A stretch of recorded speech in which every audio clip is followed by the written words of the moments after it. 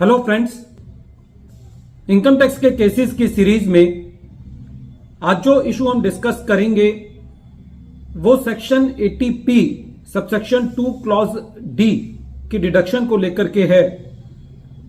ऐसा काफी सारे केसेस में देखने को मिलता है कि जो कोऑपरेटिव सोसाइटीज हैं उनके पास जो सरप्लस पैसा होता है वो उस सरप्लस पैसे को कुछ ऐसी इन्वेस्टमेंट्स में इन्वेस्ट कर देते हैं जिससे उनको इंटरेस्ट रिसीव होता है।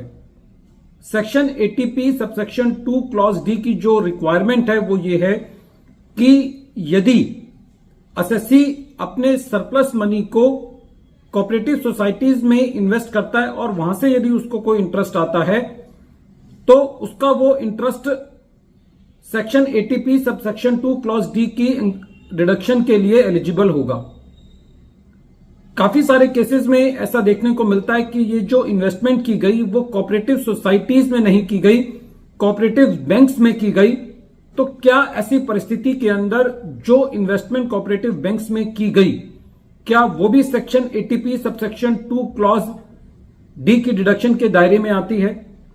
यही इशू मुंबई ITAT की SMC बेंच के सामने एक case Ashok tower D cooperative housing society limited versus income tax officer के केस में सामने आई और यह case 113 ITR tribunal short notes 31 पर रिपोर्ट हुआ। प्रेजेंट केस असेसमेंट ईयर 15-16 से रिलेटेड है। एसएससी ने अपने सरप्लस मनी को कोऑपरेटिव बैंक्स में इन्वेस्ट किया जिससे एसएससी को ड्यूरिंग द ईयर 14.72 लाख का इंटरेस्ट आया। एसएससी ने इस इंटरेस्ट को अपने इनकम फ्रॉम अदर सोर्सेज में नहीं दिखाया और उसकी deduction section 80P subsection 2 clause D के अंदर ली। एसएससी का यह कहना था कि क्योंकि कोऑपरेटिव बैंक भी कोऑपरेटिव सोसाइटी की डेफिनेशन के अंदर आते हैं, महाराष्ट्र कोऑपरेटिव सोसाइटीज एक्ट का जो सेक्शन 2 क्लॉज 10 है उसके मुताबिक जो कोऑपरेटिव बैंक हैं वो भी कोऑपरेटिव सोसाइटीज हैं। लेकिन असेसिंग ऑफिसर ने एसएससी के सबमिशंस को कंसीडर नहीं किया और डिडक्शन को डिनाई किया। जब यह मैटर सीआईटी अपील के पास गया तो सीआईटी अपील ने भी ईओ के ऑर्डर को अपील रखा।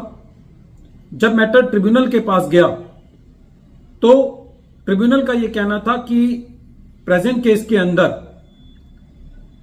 यह देखना जरूरी है कि जिस कोऑपरेटिव बैंक्स में इन्वेस्टमेंट की गई है वो किसी स्टेट एक्ट के तहत कोऑपरेटिव बैंक की डेफिनेशन में आती है। सबसे पहले ट्रिब्यूनल का यह कहना था कि section 2 clause 19 of the income tax act यह कहता है कि जो कोऑपरेटिव सोसाइटी हैं वो कोऑपरेटिव सोसाइटीज हैं जो कि कोऑपरेटिव सोसाइटीज एक्ट 1912 के अंदर रजिस्टर्ड हैं या वो सोसाइटीज जो कि किसी और स्टेट एक्ट के अंदर कोऑपरेटिव सोसाइटीज के बतौर रजिस्टर की गई हैं।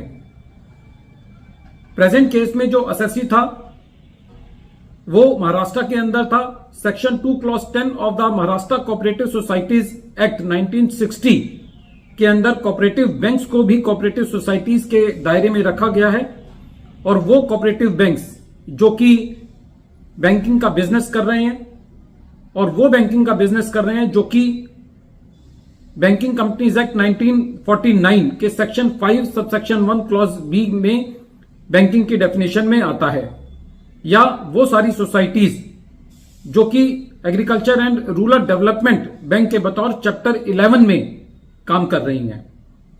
क्योंकि प्रेजेंट केस में एसएससी का जो इन्वेस्टमेंट था वो उन कोऑपरेटिव बैंक्स में था जो कि कोऑपरेटिव सोसाइटीज की डेफिनेशन में आ रहा था महाराष्ट्र कोऑपरेटिव सोसाइटीज एक्ट 1960 के मुताबिक, इसलिए जो कोऑपरेटिव बैंक थे वो भी कोऑपरेटिव सोसाइटीज थे। और उसी एनालॉजी को ड्रॉ करते हुए एसएससी की जो इन्वेस्टमेंट थी कोऑपरेटिव बैंक्स में वो कोऑपरेटिव सोसाइटीज में मानी जानी चाहिए और एसएससी को उसकी डिडक्शन मिलनी चाहिए। तो प्रेजेंट केस के अंदर ट्रिब्यूनल का यह कहना था कि जो एक्ट है वो बिल्कुल क्लियर है, उसके अंदर कोई एम्बिग्युइटी नहीं है और उसका कोई और मतलब नहीं निकाला जाना चाहिए।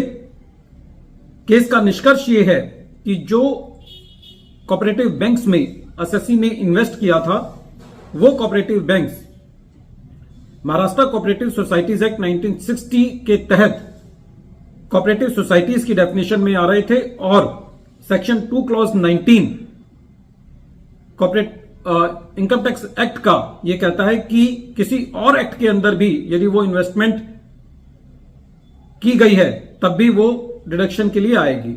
वीडियो के अंत में एक बार फिर मैं केस का नाम रिपीट कर रहा हूं। केस का नाम है Ashok tower D cooperative housing society limited versus income tax officer, और ये case 113 ITR tribunal short notes 31 पर रिपोर्ट हुआ। मैटर मुंबई ITAT की SMC बेंच ने डिसाइड किया और इस केस का जजमेंट 21 जून 2024 को आया। Thank you friends.